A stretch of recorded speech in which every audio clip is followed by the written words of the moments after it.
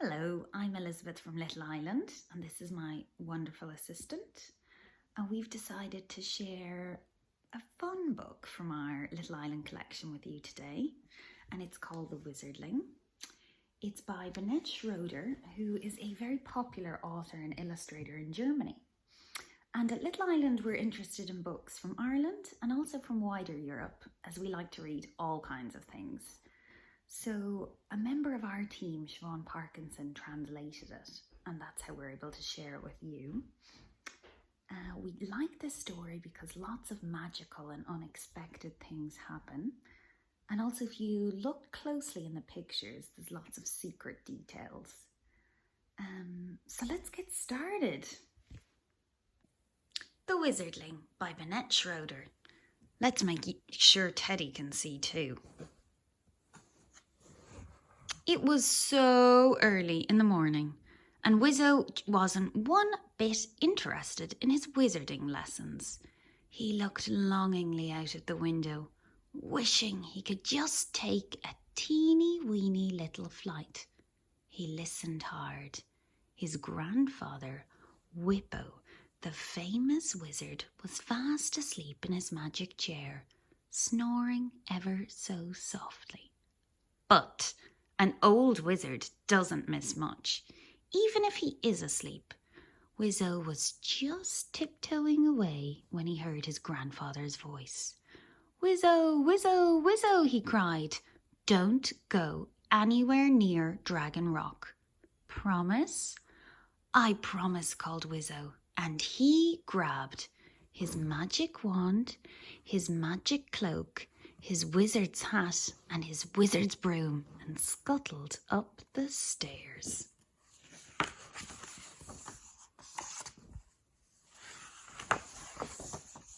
He stood for a while, gazing into the whole wide blue wonder.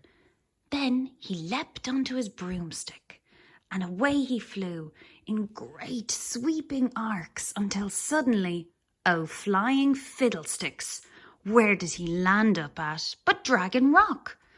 Wizzo got such a shock that he lost his balance and came tumbling, helter-skelter, pell-mell, right off his broomstick and landed on his feet. He'd hardly found his broomstick again when, quick as a flash, something big and round came hurtling through the trees and landed, kerplunk, right in front of him. It was an egg, white and gleaming. Wow, can you see the other magical creatures in this picture? I can see what looks like a dragon, and owls, and a unicorn. And there's something quite magical going on here too. Ping went the egg with a crack. Chirr, and something green came shooting out, spraying sparkles. Trum it went, and jam-pam-pam, and pot-etty-plink, and the egg burst open. "What sort of a weird bird are you?" asked Wizzo with a laugh. "I'm not a bird," said the little green creature, unfurling her damp, multicoloured wings. "I'm a dragon girl. My name is Dradru." "And who are you?" "Oh, I'm Wizzo. I'm learning to be a wizard." "Hey," chirped Dradru, "a wizardling, a wizardling. Could you wizard me up a little picky-nicky? I am so hungry." "Not here, though," murmured Wizzo. "It's far too dangerous. Let's find some place else." And he leapt onto his broomstick and went whizzing around. "Hey, wizardling," cried Dradru, "you can fly without wings." "Of course I can," said Wizzo, swooping and swishing in elegant arcs. "I'm a broom-surfer." "Yahoo-wee!" cried Dradru. "Me too-wee! Let's go vroom, vroom, broom-surfing." And she buzzed through the air like a burly bumblebee, right into a big black cloud, and out the other side, all the time shrieking, "I'm so hungry." "Look, a lovely meadow," cried Wizzo. prepare to land. As soon as they landed, Wizzo murmured his secret magic word and waved his magic wand. Tickety-tack, and hey presto, a big white tablecloth appeared on the ground covered. Tickety-tack with the yummiest yummies you ever saw, and in no time at all, tickety-split, they had all been gobbled up. "What's going on here?" came a clear voice from away. And there, at the edge of the forest, was a little girl with a basket in her hand. "Well, if it isn't Little Red Riding Hood," cried Wizzo. "Oh," trilled Dradru, "and what's that I smell? Would there be a little cakelet there in your little basketlet? I am so hungry. Could I just have the littlest tastelet of your little cakelet?" "But my mamma made it for my grandmamma," said Red Riding Hood. "I'll tell you what," said Wizzo. "First we'll eat your cake, and then I'll wizard you up a new one. Easy peasy, lemon squeezy."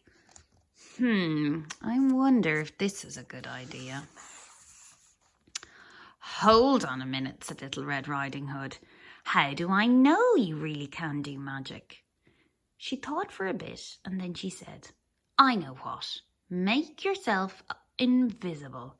No problemo, 0.0. Wizzo muttered the magic word, waved his magic wand, tickety-tack, and he really and truly was invisible. Nothing to be seen but his clothes. "Class!" cried Red Riding Hood, clapping her hands. And Dradru chirruped, "You are a world-class wizardling, that's what you are." Hey, can you see all these little faces in the tree? They're looking at the magic too. Oh. Everything was merry in the meadow. Red Riding Hood cut the cake. Everyone got a big chunk, and the three of them were happy as Larry. Until... "What's going on here?" came a sudden, deep and snarling voice. Uh-oh. "Oh, dearie me," cried Little Red Riding Hood. "It's the big, bad wolf." And sure enough, there he came, marching out of the forest, flashing his big, bad teeth in a big, bad grin. "Fear not, my friends," cried Wizzo. "No problemo, 0.0, I'll cast a spell. Tickety, tackety, tickety, tack. The world's most wonderful, one and only, wild and woolly wolf spell." What a piece of luck that he'd been practicing that very spell only yesterday evening. Oh, look at the wolf. Oh, this spell is working, I think. "Oh, Wizzo, you really are the world's most wonderful wizardling," cried Little Red Riding Hood. "But make yourself visible again. We want to see you." "No problemo," said Wizzo. 0.0, and he murmured his magic wand and waved his magic wand, tickety-tack. But nothing happened. He tried again. Tickety, tickety, tack. Not a thing. "Oh, Wizzo," breathed Red Riding Hood. "Don't tell me you've forgotten the magic word." Everything went very, very quiet in the meadow. "I've had a fantastic Dradru idea," cried Dradru. "In fairy tales, wishing is what works. Let's just wish really, really hard that Wizzo will be visible again." So the two of them sat down and wished. They wished and wished and wished, and wished and wished and wished, and wished and wished and wished. Is it working? "Oh, ho, ho," cried Dradru. "He's back, hooray!" Even the tree is smiling. "All's well that ends well," said Red Riding Hood, picking up her basket. "But I really have to go now." "Wizardling, wizardling," cried Dradru. "Don't forget you have to wizard her up a cake." Wizzo dithered and dithered, but Then he mumbled his magic word and waved his magic wand very, very careful. Tickety-tack! And lo and behold, a cake came tumbling out of the air and landed right in Little Red Riding Hood's basket. "Thank you," said Red Riding Hood. "You really do think of everything." "Wait," said Wizzo. "Let's fly, because you never do know with wolves, you know." And the three of them whooshed up, whee, into the air, and off they flew, over hills and over dales, to a little house that was tucked away behind a low green hill. And you get 3 guesses what there was at Grandmama's. A scrummy, yummy picnic, of course. Wow, not just 1 cake, but 2 cakes.